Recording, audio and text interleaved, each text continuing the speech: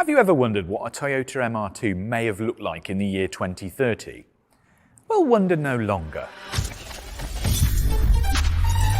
This is the Toyota FTSE, and a completely brilliant and utterly literal naming strategy that stands for Future Toyota Sports Electric, and it's supposed to demonstrate how we're going to engage with electric performance in the very near future. So, what do we know? It's probably the spiritual successor to the MR2 and competition for an electric Porsche Cayman. It's about the same size as something like a GR Supra, but with a very definite mid-engine feel to the proportions. And the thing is, while the GR Supra is a front-engine car, if you talk to me about a sporty, compact Toyota with an engine in the middle, I immediately think of the Mr. 2. Because I'm old. But while the MR2 stopped production in 2007, and this car is a lot more Blade Runner, if you look at a Mark 1 first generation MR2, there is a definite kind of vibe resemblance. This is just me, isn't it? It's not traditionally pretty, but it certainly is interesting and detailed. So it's a smallish car with short overhangs and quite a busy design. I do think if you were trying to describe this car to somebody over the telephone, it might sound like a bit of a mess, but now that I'm stood next to it, it just kind of works. It's got a kind of mini, angry LMP1 racer vibe to it. Now, Toyota does say that this car demonstrates advanced aerodynamics, but it doesn't go into too much detail. But this certainly looks like it's going to move air in some very interesting ways. First up, really big front air intakes. Now, usually an electric car wouldn't need these unless it was being hammered around a track, which Toyota says is eminently possible with the FTSE. The thing I like though is that now that I'm stood with the car, I'm picking up on loads of more detail. So you know these front vents that channel air to the batteries to keep them cool? Well, they also vent through the top, just behind the headlight here. And then you can almost see the pathway that the air takes down the side of the car, past these really groovy wing mirrors. And then it comes up to the rear wheel arch, and then it's been sort of chopped off in a flat plane, and it comes up into this shark fin of a rear light, which is a little bit of theatre because it goes all the way down there. And then that kind of typical GR rear spoiler and a big Venturi underneath. The one thing I did notice that I quite like though are these. So when the battery gets hot on track, they pop out for extra cooling. It's got next-gen batteries. There's a lot going on with the FTSE, which gives some clues as to where Toyota is going with the whole electric vehicle idea. And it starts with the batteries. Toyota says there's a new generation of prismatic batteries on the way, and that it's cracked solid-state batteries in time for a release in 2027 or 28, which is big news. In the meantime, there'll be a more conventional upgrade on the way. The first will be a performance battery that'll offer twice the range of current batteries in things like Toyota's BZ4X for 20% less cost. Then there'll be a quality low-cost LFP battery for mid-range EVs, which will be 40% cheaper but only increase range by 20%. And then there'll be the high-performance battery for things like the FTSE that feature big outputs but be thinner and lighter than anything we've got at the moment, which makes it easier for sports cars to be nimble, which sounds good to us. It'll concentrate on lightweight. So the FTSE would be made out of things like lightweight steel, carbon fibre reinforced plastic and aluminium. And it would also have stuff like a lightweight transmission and a lightweight air conditioning unit. Then, because the car's lighter, the brakes don't need to be as big. Everything can be scaled down and pared back, and the virtuous circle continues. It's got some knee pads. On the inside, everything seems to be quite pared back and stripped down, but there's a lot more functionality in here than you think. Obviously, it's got this small yoke, but then it's got two satellite screens either side, which act like tiny little iPads. So you can have some bits of driver functionality on this side, which you kind of operate with your little fingers or your next finger along, and this side is more kind of multimedia. And you can change the modes so that when you go into track mode, like that, you will have boost, brake pressure, traction control, all those kind of stuff on the other sides.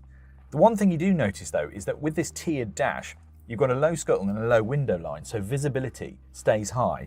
And then down where your legs are, in the leg space, it's got padded bolsters. So it's made of a kind of squishy 3D printed material that's easy to recycle and easy to make into different shapes. And they're to sort of brace your legs against when you're really going for it on track. Oh, and you see that? I think that's a vent for the air conditioning so that I can blast cold air into my right armpit on track.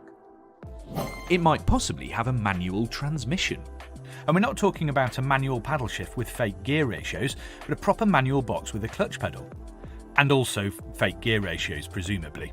There have also been hints about noise, and apparently the only thing then missing is the actual smell of gasoline and no smoking signs. You'll be able to drift it, or at least try. Yes, the FT-SE is supposed to be a bit spicy. Even though it's a dual-motor four-wheel drive car, Toyota says that it will have a definite rear-wheel drive bias because drifting is fun. Also, expect a 0 to 62 mile an hour time of in the region of 3 seconds and 155 mile an hour top speed. It will evolve and grow the more you use it. The FT-SE isn't supposed to stay the same. Thanks to a new software system called Arene, it will change with constant over-the-air updates and customise itself according to what the driver does with it, becoming more bespoke over time. Toyota says that eventually will become a lifestyle partner, which sounds worryingly like you might have to employ a lawyer and split your assets if you ever sell it. It's not as science fiction as it looks. Toyota has already mentioned target Nürburgring lap times as well as a possible release date for a GL-branded electric sports car. It might not look exactly like this, but something is definitely coming. The creators had some interesting inspiration. One of the design team leaders, Hideaki Leader, let us know a little bit about the FT-SE's influences. I like nature, and the inspiration comes from the desert, which has the similar design surface as the rear part of the fender and the front part of the fenders. Yeah, like dune types of, the shape made by the wind. And the car, of course, needs to be friendly to the wind. It's necessary for sports car to have a good aerodynamics. I don't want to make something really fake. We don't have any engine for the front. That's why it's so different from the current petrol engine cars. So instead of exaggerating the front bonnet length, we could exaggerate fenders as a sports car. And also, we could achieve very, very low profile car. The height of the car is 1,220, so quite low as a sports car. Of course, it's going to be enjoyable for customer to drive something really, really in a low eye point and hip point. I could create an atmosphere which is ready to race, ready to sports ride. That's the goal from the beginning of the project. So there we have it, 10 things about the Toyota FT-SE that give us a glimpse into Toyota's future. What do you think? Is this the next MR2? Can electric really live up to the hype? Let us know in the comments.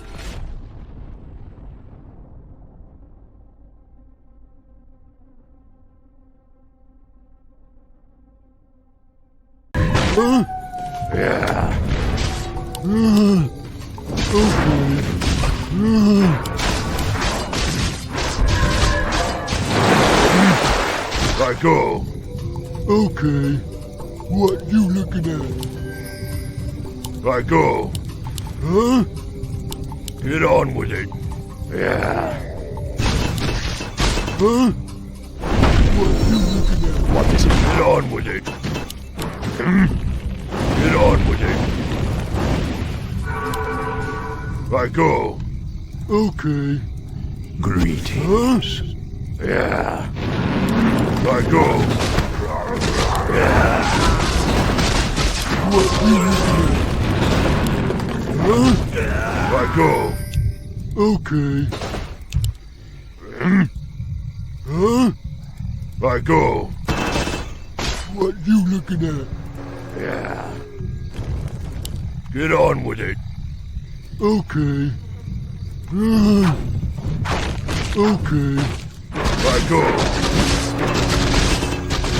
What you looking at? Yeah. I go. Okay. Our brethren's town is under attack. Okay. I go. Yeah. Okay. I go. Yeah. I go. Yeah. Get on with it. Yeah. I go. Get on with it. Yeah. Huh? Okay.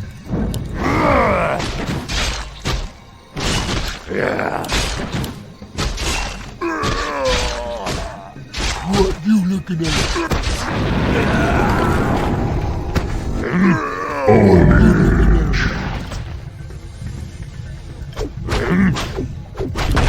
I go. Get on with it. Yeah. What you looking at? What you looking at? Get on with it. Okay. I go. Okay. Huh? Yeah. Okay. Yeah.